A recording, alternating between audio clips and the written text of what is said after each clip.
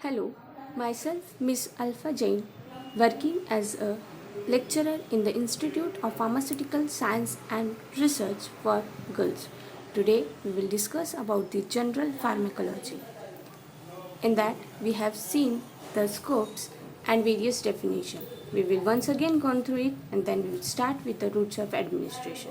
Pharmacology means simply it is the study of the drugs and its action on the various organs of the body.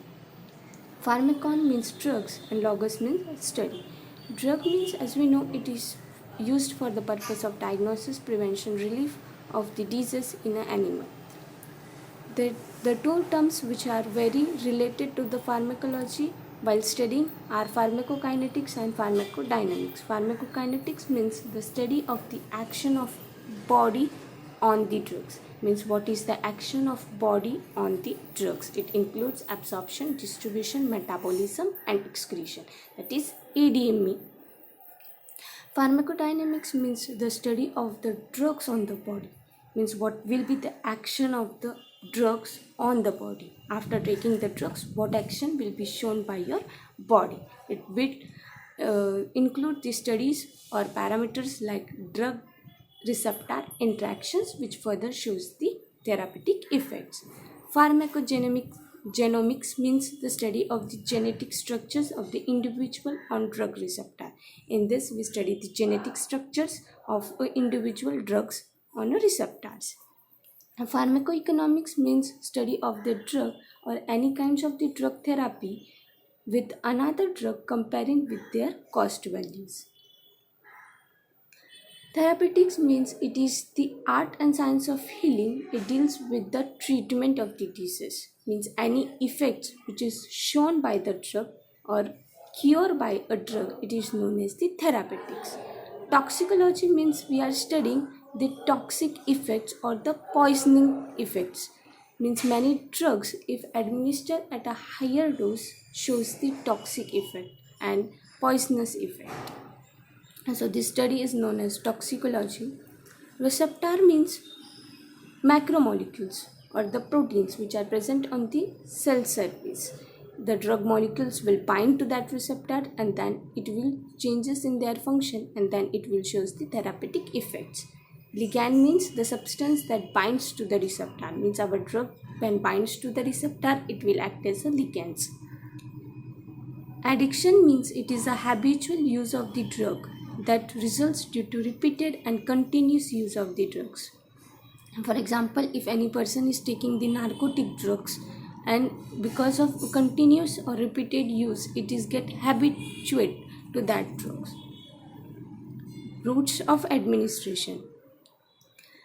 The routes of administration is divided into three types: parenteral, antral and topical. Parenteral is further divided into injections, inhalations, antral route, oral, sublingual, rectal. Next is the topical. So first we will start with the antral routes. Antral routes means the routes through which the drug is administered into the GIT, which is gastrointestinal tract. And that first is oral route. As we know, it is the very most common route and most preferable route. The drug is administered in the simple dosage forms like tablet, capsules, liquids, solutions, suspensions, etc. It having the advantages like it is a safe, convenient, cheap, and self-medication is possible. Means it is very safe, convenient also, economical, the prices are not high, and self-medication, any patient can take itself only. But along with that, it having the disadvantages like it having very slow onset of action, irritant, unpleasant, unflavored types of the drugs cannot administer by these routes. In various conditions like nausea, vomiting, this route is not preferable. 100% absorption is not possible because the drugs get degrade due to various enzymes which are present in the digestive systems. So, because of this, 100% absorption is not possible. It is not useful in emergency conditions. And high doses are effective, so low doses are not effective for these ones. Next is sublingual route. Sublingual route means the medicaments or the medicines are kept below or beneath the tongue. In this, the medicament is not swallowed, they are chewed, and this chew then further mixes in the saliva and enters directly into the systemic circulations. For example, nitroglycerin tablets, which are given by the sublingual route. These nitroglycerin tablets are used in the angina pectoris, um, conditions. Advantages: it is having the onset of action is very quick because it directly enters into the systemic circulations, so 100% absorption is possible. One more advantage of this route is the drug can remove quickly by splitting out the tablets or the medicaments. But disadvantage of sublingual route is high molecular weight, like insulin type of the drugs cannot be administered by these routes as it directly reaches to the systemic circulation, so unpleasant or irritant drugs cannot be given by these routes. Rectal routes means the drug is administered into the rectums, which are further absorbed by the rectum blood vessels and flows into the blood circulatory system. For example, we suppose it is inserted or administered by these routes. Advantages: it is most commonly used for the children's, also for the patients which are suffering from nausea or unconscious. Rapid onset of action is possible, but disadvantage is that it is inconvenient. Absorption is very slow and it causes the rectal irritations. So these are the three types which comes under the enteral route. Next is parenteral route. The routes other than enteral means which is directly passes into your blood circulation or systemic circulation, those all routes are known as the parenteral routes. In that inhalations and injections comes. First we will see about the injections in that IV route, that is intravenous route. In this route, the drug is administered into the veins. Directly the drug is given into your veins. For this, usually cuboidal vein is selected, which is at the shoulder or that elbow patch. But insoluble oily drugs or salts which are incompatible with bloods never given by this routes, because if it is given then it will forms the complex or the chelatins and it will shows the side effects. So these types of insoluble and oily drugs should never given by this parenteral or IV routes. Advantages is rapid onset of action, given to the unconscious, vomiting, nausea patients. 100% absorption is possible because it is given directly into your bloodstream or the blood circulation. So possibilities, that is drug degradation, is not. Low dose is effective. Irritant drugs can also be given by this route, but mostly disadvantage is that it required the sterilization. So due to that, the cost is increases. Self-medication is not possible. A skilled person is required, that is physicians or the nurses or skilled persons. It is inconvenient and it is highly risky because once if you inject the drugs and if you find some adverse effect, you cannot withdraw that. So it is very risky route. Application means lidocaine drugs are injected by this route, that is IV route, in the cardiac arrhythmia. Normally salines are also given by this routes. This is the in the diagram you can see this is the angle through which IV routes are given. Next is intradermal injection. The drugs are injected into the layer of the skins, but only up to 1 ml of the drugs are given, and it is mostly preferable for the local effects rather than systemic effects. Application: this route is used for the diagnosis like the Schick test for the diphtheria. Now this diphtheria means simply the bacterial infections which is caused to the mucosa membrane. Inflammations is occurred to that mucosa membrane, and for this the Schick test is used, and performing that Schick test, this intradermal route is preferable.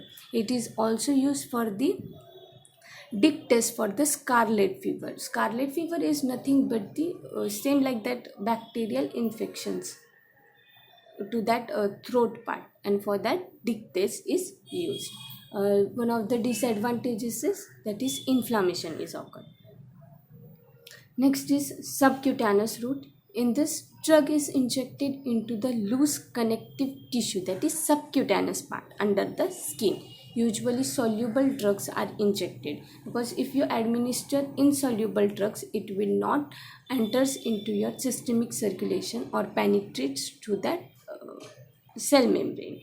So the site of injections are usually outer surface of the arms or the front of the thigh, where this subcutaneous routes injection is given.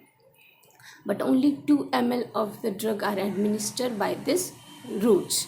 You can see in this picture the angle through which the subcutaneous injections is given. Drugs like adrenaline, morphine are given by this route. But disadvantage is that it is a self administration is not possible and poor absorption. Intramuscular route. In this, the drug is injected in the muscular tissue. This is suitable for the suspension also. Irritant solutions or suspensions can be given by this route. Means the drug is injected in your muscles. Okay, so suspensions as well as the irritant drugs are also given by this route.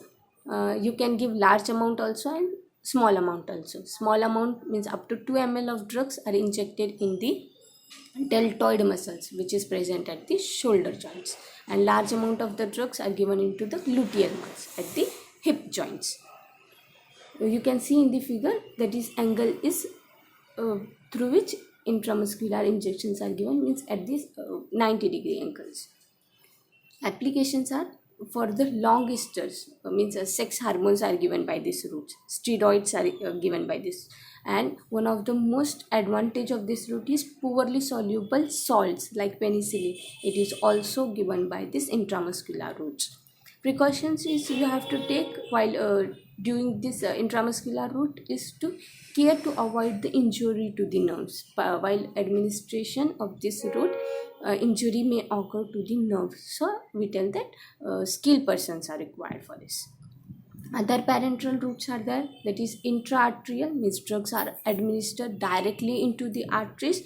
For example, anti-cancers are drugs are given in this. Intrathecal means drugs are administered in the subarachnoid space, means which is present in the brain, that is arachnoid, subarachnoid space are present in the brain. So in that we use the intrathecal routes, and anesthesia types of the drugs are given by that. Intra-articular means the drugs is administered into the joints. Rheumatoid arthritis, at that time we use this kinds of the administration, route of administration. Next is inhalations. Inhalation means the drugs are given in the form of the vapors or the spray. For example, you have seen in the asthma patient, they have that asthma apparatus for giving that inhalation or release of the drugs. So advantages: rapid onset of action, no skilled person is required, so it can be easily administered by yourself also. But disadvantages: irritants drugs if it is given, so it will show the effects on the airways, and special apparatus is required for it. Next is topical routes. Sites where drugs are administered, which topical is mostly given to your skin, eyes, near nose, rectums. For example, dusting powders are there, ointments, creams, gels you apply on your skin. That all comes under your topical routes. The advantage of that topical route is easy to apply. It is convenient and low risk of the side effects, but it causes the skin infections. And if drugs are given into the deeper layer, it is not get well absorbed. So this is all about the routes of the administrations.